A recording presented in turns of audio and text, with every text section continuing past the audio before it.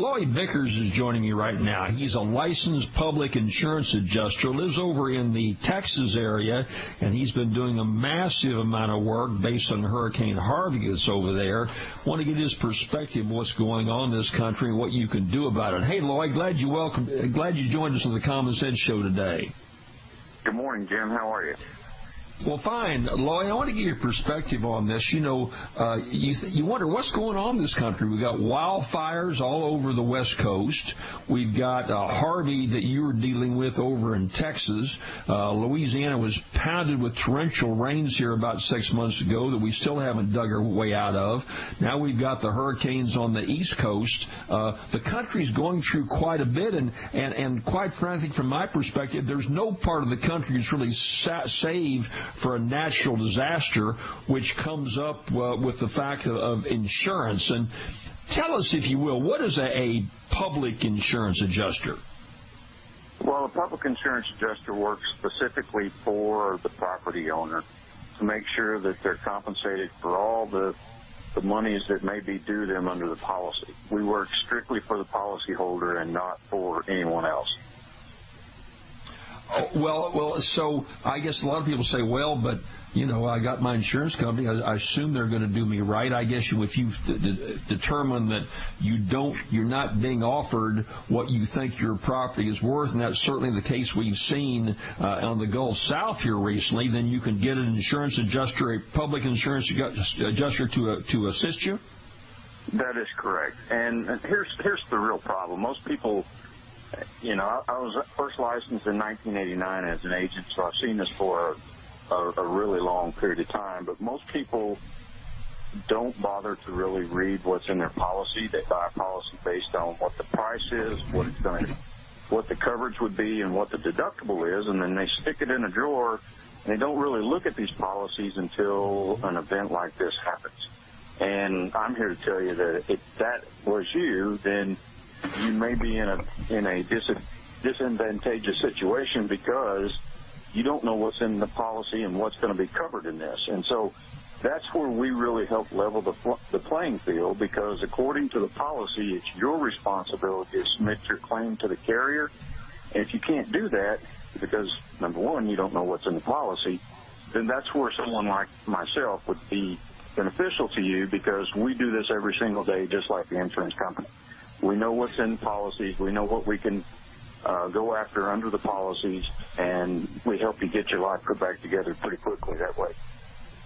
Well, give some advice. Like I say, there's not much, obviously not much you can do. Well, people can still kind of gather up what they can with Harvey, and it's too late for some people over in the Florida area. But knowing that you could face a natural disaster like this, how do you prepare for it from an insurance perspective so that you can make a claim? If I know I've got a hurricane bearing down on me and I'm probably going to have some significant damage, I just don't wait till after it's over and then look at it. What do I do to as far as information and doing an inventory and that kind of thing, just to help me be prepared? Well, the first thing I would suggest, and most people have the ability to do this today with cell phones, is just to go into each room and either take photographs or take a video clip of each room to kind of show what's in there.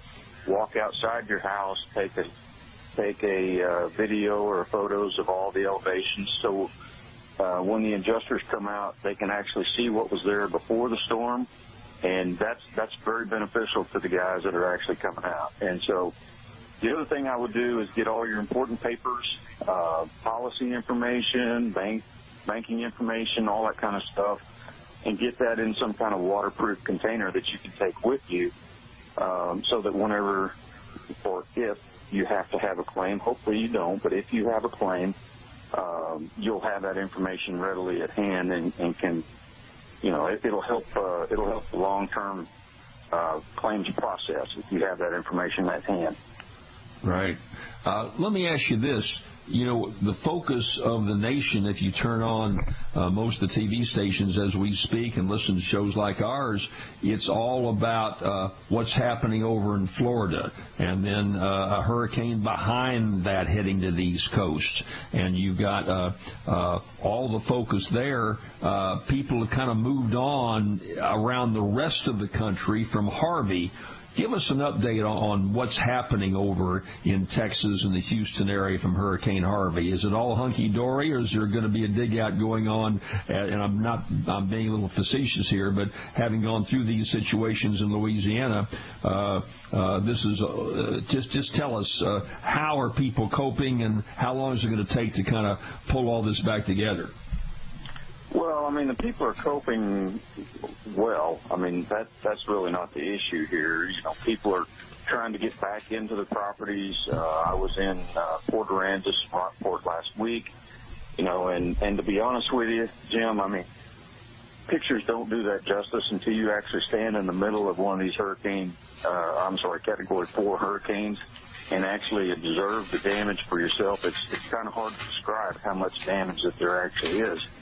And so everybody is trying to do what they can to start the process. And, you know, for the most people that I talked to last week, most of them had not even been able to get their insurance adjusters in yet. And that was probably 10 days from the storm. So it's going to be a process in order to get this claims handled properly for this. And, you know, if you feel like you're not being treated fairly or something along those lines, and you want someone to help you put your claim together, you can contact someone like myself or go to some of the state organizations. I know Florida has a FAPIA, which is the Florida Association of Public Insurance Adjusters, and Texas has a TAPIA, which is the Texas Association of Public Insurance Adjusters. And find someone there who can help you put your claim together correctly and get it submitted so that you know, you can begin to put your life back together, because that's basically what you're doing.